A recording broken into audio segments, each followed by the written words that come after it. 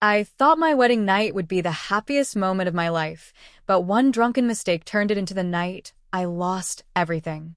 This is my story and my confession. My name is Margaret Turner, though most people call me Maggie. I'm 36 years old, and until a few nights ago, I believed I had married the love of my life, Charles Turner, a steady, dependable man of 39. We've been together for 6 years before finally deciding to make it official. Our wedding day was everything I had imagined. The small-town church glowing in the late afternoon sun, the sound of our closest friends and family laughing, and the comfort of knowing I was marrying someone I could trust with my whole heart. The ceremony was perfect. The photographs captured smiles that now feel like they belong to strangers. By the time we arrived at the after-party, I was still riding the high of the day. The reception was held at a small coastal venue, with large doors that opened out onto a sandy beach. The air smelled of salt and warm summer air, and the hum of music spilled from inside. I've always enjoyed drinking socially, more than Charlie ever has. He's the type who nurses a single glass of whiskey all evening. I, on the other hand, have been known to join in every toast to keep the energy alive. That night, in the excitement and chaos, I made my first mistake. As soon as I walked into the after-party, I ordered 10 shots for myself and a few guests who had followed me to the bar. I took 5 in quick succession, one after another, laughing and clinking glasses with whoever was beside me. The burn was immediate, but so was the lightness in my head. Charlie didn't notice. He was busy greeting relatives and thanking people for coming. About half an hour later, the room tilted slightly when I stood up from my chair. My bridesmaids noticed and guided me outside to the beach, where beanbags had been set up for guests who wanted to relax away from the dance floor. The sand was cool beneath my shoes, and the distant waves whispered in the background. I remember telling them I only needed 10 minutes to rest before I'd be back to dancing. They left me there, wrapped in a shawl, my head heavy and thoughts scattered. Charlie came out once to check on me, kneeling down to ask if I was all right. I told him I was fine, that I'd be back inside soon. He trusted me enough to leave, and I watched him walk back toward the glowing lights of the venue. Somewhere in the haze of time passing, a man appeared. I didn't recognize him. He wasn't part of my close circle, but I think he was a friend of one of the guests. His name, which I would later remember, was Samuel Hayes. He was older than most of the people at the party, maybe early 40s, with weathered skin and a voice that felt low and calm against the sound of the ocean. What happened next is a blur that comes back in flashes. A hand brushing mine, leaning too close when the world was already spinning.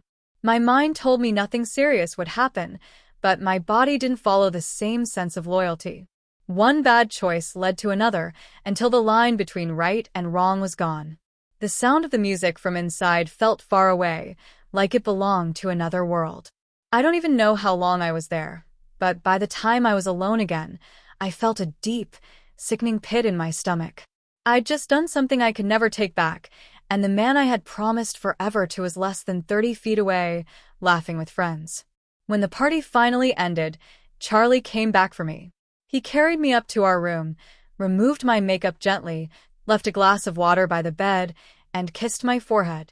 I lay there silent, my heart pounding, terrified that if I opened my mouth, the truth would spill out right there and then. That night should have been the first page of our new life together. Instead, it became the beginning of a story I wish I could erase. The morning after our wedding, sunlight streamed through the thin curtains of our hotel room. Charlie was already awake, sitting in the chair by the window, scrolling through his phone. He looked tired but calm. I forced myself to smile, hoping he couldn't see the storm building behind my eyes. The first few hours were almost normal. We had breakfast with a few friends before they left town, exchanged hugs, and promised to visit each other soon. But every moment felt tainted. The memory of the night before was like a shadow I couldn't shake off. My body was present, smiling, speaking, laughing, but my mind was replaying fragments of what had happened on the beach. At first, I told myself it didn't mean anything, that it was just a drunken mistake, and that no one needed to know. But the guilt began to take a physical toll. My stomach churned every time Charlie's hand brushed mine. I flinched when he looked at me too long, worried he might be able to read my thoughts. 2 days after the wedding, we returned home. Friends posted photos and videos from the night on social media. That's when the first crack appeared. Charlie was scrolling through his phone when he showed me a clip of him dancing with his sister. In the background, there I was, slumped on a beanbag at the edge of the beach. A stranger, Samuel, stood not far from me, his face partially lit by the party lights. Charlie didn't say anything about it, but my chest tightened. I knew this was only a matter of time. That night, I lay awake beside him, staring at the ceiling. My heart pounded so hard I thought it might wake him. I realized then that I couldn't carry it any longer. It wasn't just about the risk of him finding out some other way, it was about me not being able to live in my own skin knowing what I'd done. The next morning, I told him we needed to talk. My voice was shaky as I sat across from him at the kitchen table. I could barely meet his eyes. I told him I'd drunk too much at the after-party, that I had gone outside to rest, and that I had let something happen with someone I didn't even know. I told him his name, Samuel Hayes, and admitted I didn't remember every detail, but I remembered enough to know it was a betrayal. Charlie didn't speak right away. He just stared at me with an expression I'd never seen before. It wasn't shouting or anger yet. It was a deep, cold disbelief, as though he was looking at a stranger sitting in his wife's chair. When he finally spoke, his voice was quiet but sharp. He asked me one question. On our wedding night? I nodded, tears blurring my vision. That was when the anger came. His voice rose, his hands shook. He stood up, pacing the room like he was trying to physically escape the air between us. I wanted to reach for him, but every step closer felt like another wound I had no right to touch. The rest of that day passed in silence. He didn't yell again, but he didn't look at me either. That night, he slept in the guest room. I lay alone, staring at the dark ceiling, the space beside me cold. In less than a week, the promise of forever had started to crumble. The days after my confession moved slower than any I can remember. Time stretched out like an endless punishment, every hour heavy with silence. Charlie and I lived under the same roof, but it felt as though we were on opposite ends of the world. He kept to himself, mornings spent in his workshop, evenings in the guest room. Our only interactions were about basic things: bills, the mail, a phone call from his mother. I used to know the sound of his footsteps in every part of the house. Now, each step was distant, hesitant, like he was making sure not to be too close. The man who had once held me without hesitation now wouldn't even meet my eyes. The guilt had already been eating away at me, but this new version of our life made it almost unbearable. I thought telling him would somehow lighten the weight I was carrying, but the truth had only shifted that weight onto both of us. He bore it with quiet fury, and I bore it with constant regret. It didn't take long before the whispers began. Small towns have a way of making privacy impossible. I didn't know exactly who knew the truth, but I could feel it in the way some people looked at me. The cashier at the grocery store, who used to greet me warmly, suddenly kept the conversation short. A neighbor I'd spoken to for years turned away before I could wave. It wasn't just strangers. My best friend, Elaine, called me after seeing some of the photos from the wedding night. She didn't accuse me directly, but her tone told me she'd heard enough to fill in the blanks. I didn't confirm anything, but I also didn't deny it. What would have been the point? Charlie's family stayed silent, at least to me.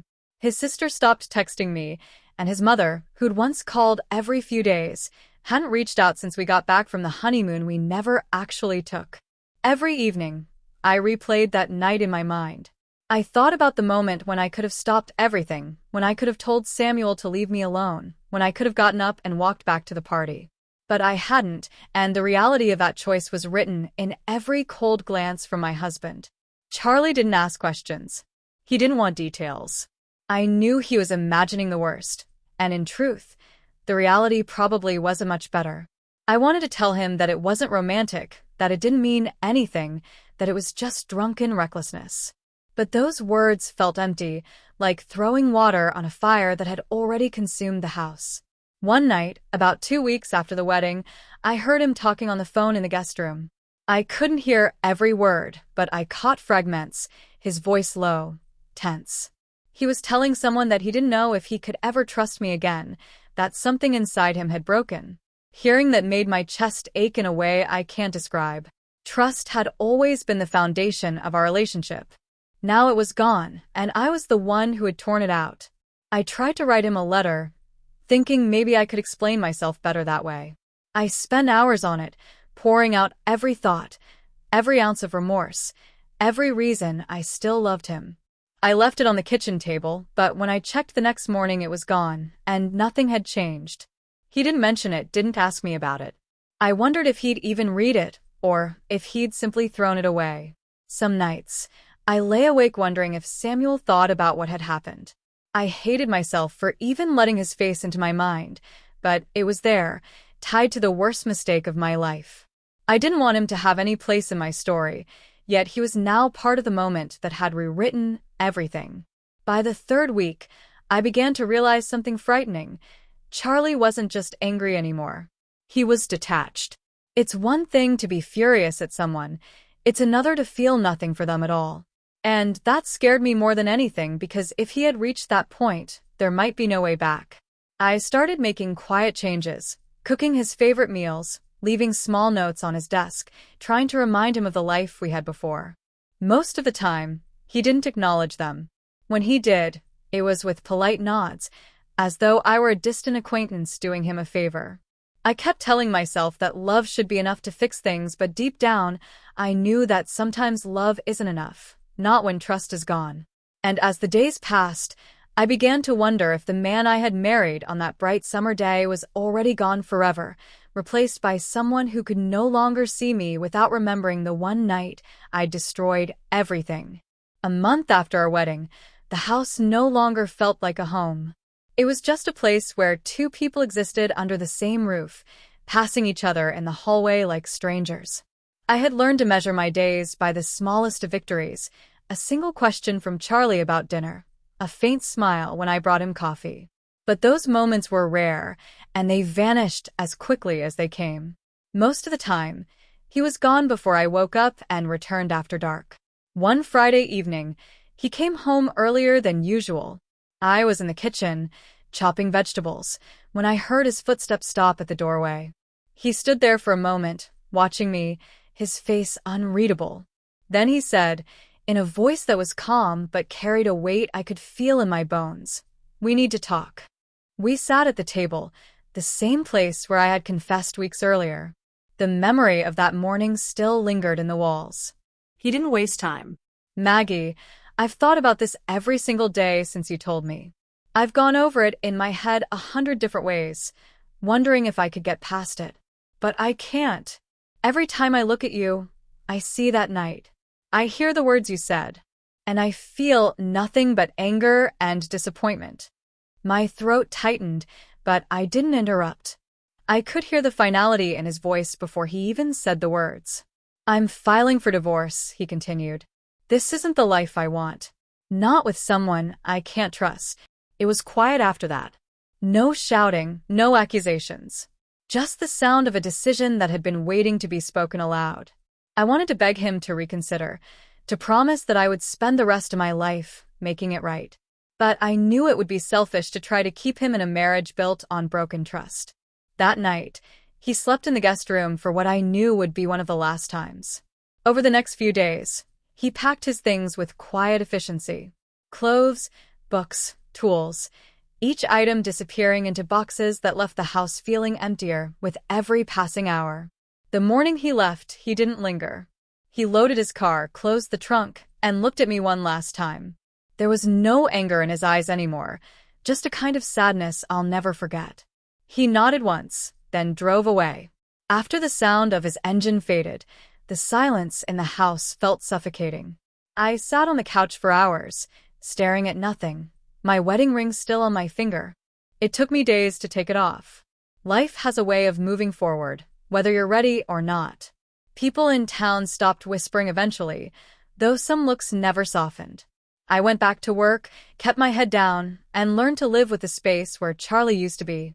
I don't know if I'll ever get married again. I don't even know if I deserve to. But I do know this. One night, one choice, can undo years of love, and trust in an instant. And no matter how much you regret it, no matter how many times you replay it in your mind wishing you could change it, you can't. I lost my husband on the very night I promised to be his forever. And that will be the weight I carry for the rest of my life. One night, one choice. That's all it took to destroy my marriage. I can't change what I did, and I'll carry the weight of that night for the rest of my life.